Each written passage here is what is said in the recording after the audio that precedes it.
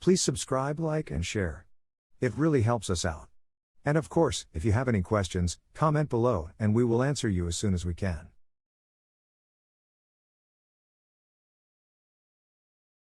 Hi, and welcome to our series on IGCSE English as a second language exam preparation. In today's video we're going to be talking about how to ace your English as a second language listening exam. This is the 510 or 511 Cambridge Code. And we will be talking about paper 3 or 4. Firstly, let's deal with the structure of the exam. Your exam will consist of 7 questions if you are core, or 8 questions if you are doing extended. Let's consider questions 1 through 4. This is a fairly easy exercise. It's the easiest part of the paper, so I'm just going to be brief.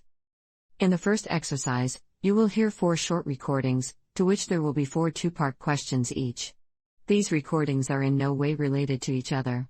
You need only write a very short answer, in no more than 3 words. Each recording will be played twice, so if you don't catch the answer the first time, you should be able to get it the second time. Before each recording starts, quickly read the question. Underline the keyword you should look for, including the what, where, when, which, and how, so you'll know what exactly you should answer. Concentrate on the recording, as the questions are very specific. Closing your eyes while listening can help. Now, let's move on to question 5. This is a note-taking exercise. A long recording will be played and you will be required to fill in the gaps given on the note by listening to the contents. First, read the conversation. Get an idea of what the conversation is about and the kinds of information and terms you will expect to hear. On the first recording, listen very carefully. Don't write anything just yet. Grab all the information. Once the recording is over, fill in the answers you now know. There will be plenty of time to do this before it repeats. If you're not very sure of the answer, write it in pencil and confirm it in when you listen to the recording again. When you hear the recording again, look out for the information you didn't remember the first time. Since the answers will be found in chronological order, you will get a sense of when they will come in the recording. Once again, listen very carefully and latch onto the answers. Answers that involve numbers can be tricky, so be careful on those. Now, let's move on to question 6. This is easily the most confusing exercise of the entire paper. You will hear a handful of speakers talk about a particular topic and you have matched the speaker with their opinion, using a letter. There are more options than there are people. First, read the options, or what you would call the opinions.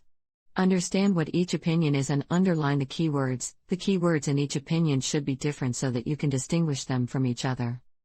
While listening the first time through, you need to concentrate a lot. Jot down the number of the speaker right next to the opinion as soon as they finish speaking. It is easier and quicker to write down the speaker number, as it goes in order in the recording, next to the opinion rather than find out the right letter and write it next to the speaker. On the second time listening to the recording, confirm your answers and clear any confusion, again by numbering the opinion. Once the recording is over, write down the matching letter next to each speaker. Question 7. This question involves the recording of an interview based on which you need to answer multiple choice answers. This is easy because you don't need to write anything, just a tick against the answer, leaving you time to listen to the recording properly. But the catch is that every option given in the question will be mentioned in the recording, confusing you. You need to very carefully listen in order to catch the right answer. Thus, it is important that you read the questions before the recording is played and underline the keyword. There's really not much to say here, other than concentrate and understand what the interviewee is saying.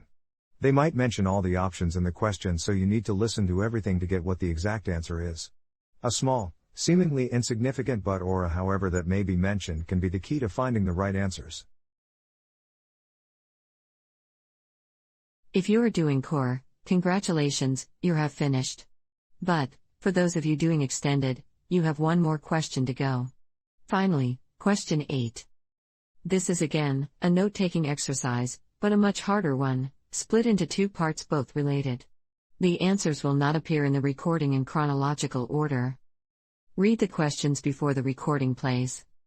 The best way to approach this question is to listen to the meaning of what is being said rather than just listen. Actually absorb the information and be genuinely interested in the topic. This technique can be used in question 5 too. This way you will want to know the details and there will be a lesser chance of you forgetting them. If there are numbers that you need to fill in, quickly jot them down in the gaps. Listen very carefully during the first recording and write down the answers you remember afterwards. But there's going to be a lot of information that will confuse you. Think about the type of word that is required. Is it a noun, verb, adjective, or a number? If a sentence says in America, the sport was first introduced by people from, then you should expect a noun place to fill the gap, for example Europeans or Asians. When the second recording plays, clear up the rest.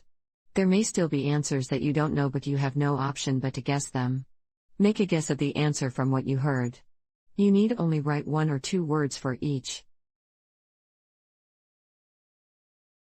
Some general tips before we finish. Read the questions and underline the keywords. I cannot stress this enough. All you need are brief answers, not more than 3 words usually. Part of listening is to predict the answers. You can almost always guess the kind of word that is going to be said next. Use this to guess your answers if you haven't yet gotten the answer even after the 2 recording plays. Notice any question that needs 2 details to get 1 mark or 2 marks, and make sure you separate the answers clearly. Concentrate. Look up ways to increase your concentration and memory power. One suggestion from me would be to picture what the speaker is saying. Be attentive, but relaxed. If you panic, you're just gonna stress and miss important information. Thank you for watching our video. Please like, subscribe and share. And comment below so we can clarify things for you.